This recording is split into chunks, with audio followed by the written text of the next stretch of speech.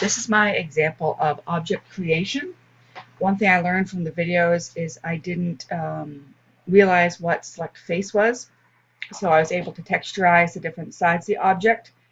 I really wanted to create something useful here. So I've seen other objects and I didn't understand how they were built. I thought everything was scripting. So through taking things apart and through watching the video about the website, I learned, it kind of clicked on, oh, that's probably how they built that. So one thing I saw was a television, and I tried to copy it, but it would always go back to this one website. So I realized, oh, that's how they made that. So that's what I wanted to make here. So I got the two pieces, one for the actual website link and one to be the television. So right now I'm putting in the website link, which is my personal website. That's wapoli.com.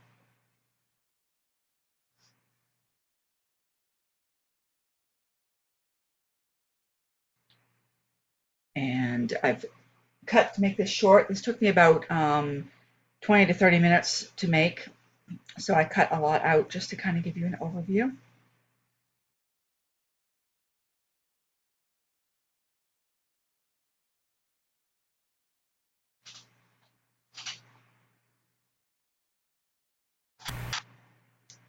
So here you can see I'm working on the actual TV texture.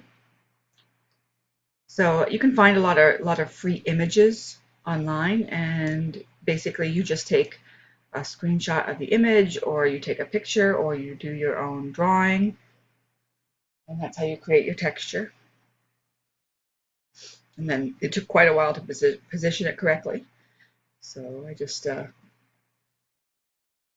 edit all that, and you can see the TV is on all sides of the block. So this is where I realized, oh, I don't need it flat. I can, rather than make lots of different pieces to make it a square television, I can just bring back the original block and change each face of the object. And I just wanted to go for something simple, so I chose just a mahogany wood sides. I just remembered I didn't do the underside. So as long as no one looks underneath the television, because then they'll just see a blank TV. But there's, you'll see later in the video, I attached legs to it too.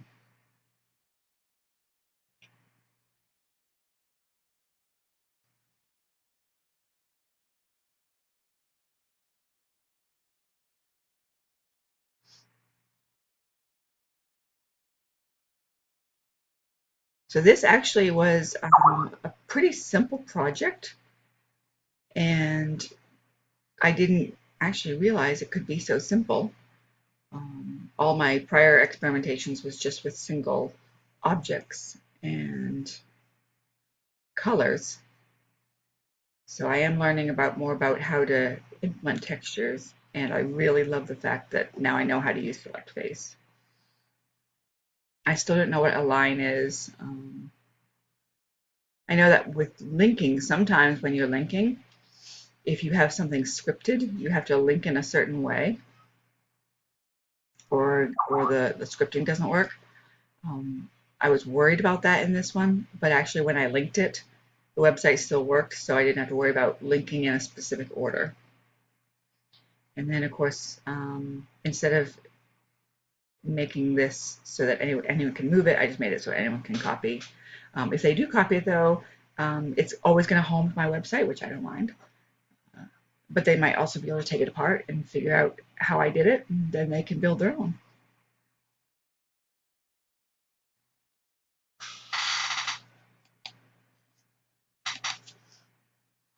And then I named it here. My 9-year-old daughter thinks this is so neat because there's, I could build her a television or a computer in the virtual world. And even though she'd be on the computer, she can go in as her avatar and say, play animaljam.com in the virtual world. Even though she could play it right on the computer, she thinks that is the neatest thing. So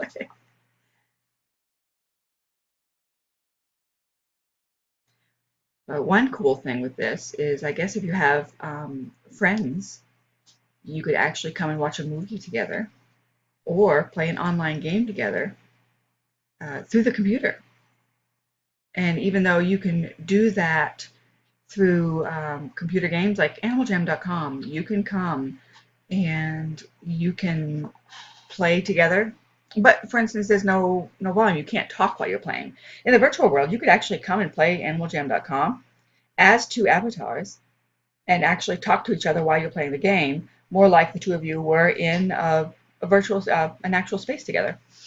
So this is my checker pieces. When I first learned about building, there we go. Stop that. Yes, so this is me building a checker piece. I was really struggling, and I'll show you a little bit of it. My my sad attempts of building a checker piece before I realized about select face.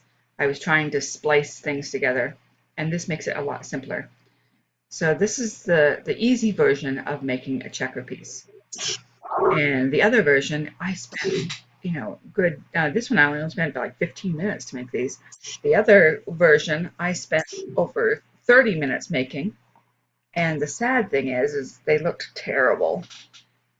So I'm going to show you my successful one, and then I'll show you just bits and pieces of the really terrible experience trying to make a checker piece without understanding select face and just trying to make it out of several different pieces.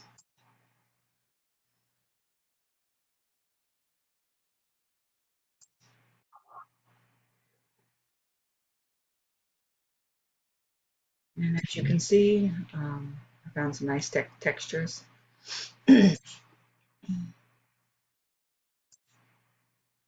So this is really great because you can use multiple textures on one piece rather than linking many, many pieces.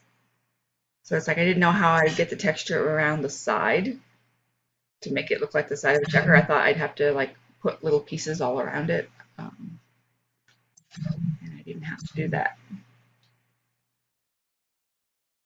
And then of course, Control D makes a double, or yeah, I think it's Control D or Shift D now, I can't remember.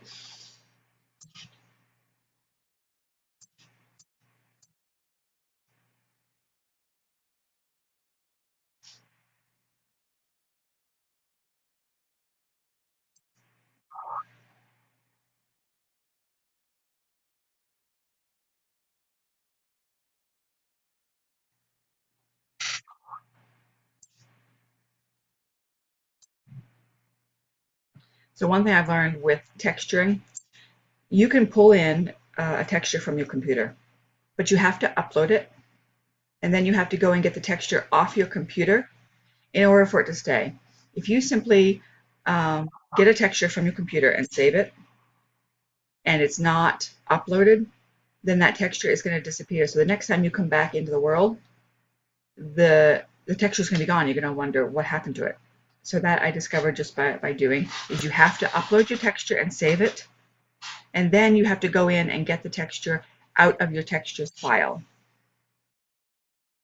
And this is a checkerboard someone else designed. It's actually a chessboard. Rather than remaking the wheel, I was just going to use that, and I wanted to make sure the pieces fit nicely.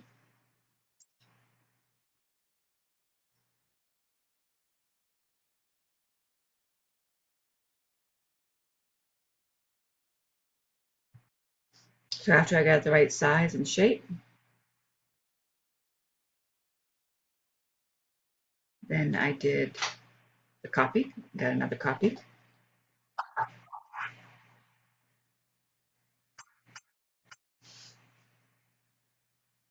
And that way I made both the checker pieces the same, and I just had to change the color.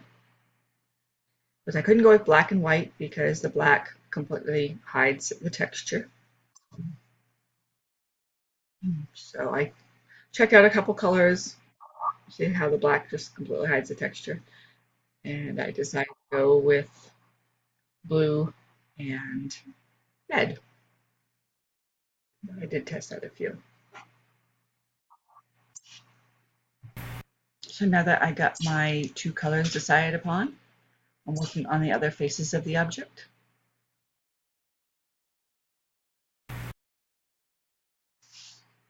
So as you can see here, depending upon the face, if you choose, for instance, a checker pattern, it actually ends up looking like lines. So you can experiment, but that's the type of texture I thought would look really good on the edge. But it's not a checker pattern. It actually stretches to fit the face. So the checkers ended up looking like just aligned textures. And then the back, I experimented with just different, you know, how steel might look, how just the simple ones.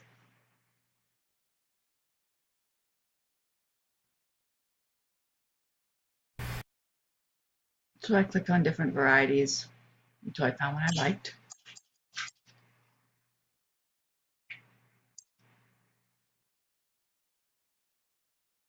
And this is the one I decided to go with. I thought this was a good checker bottom.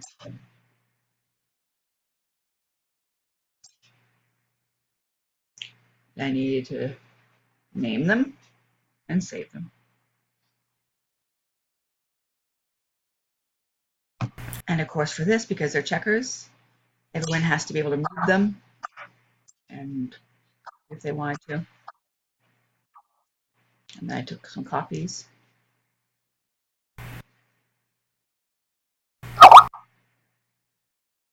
And there are my finished checker pieces.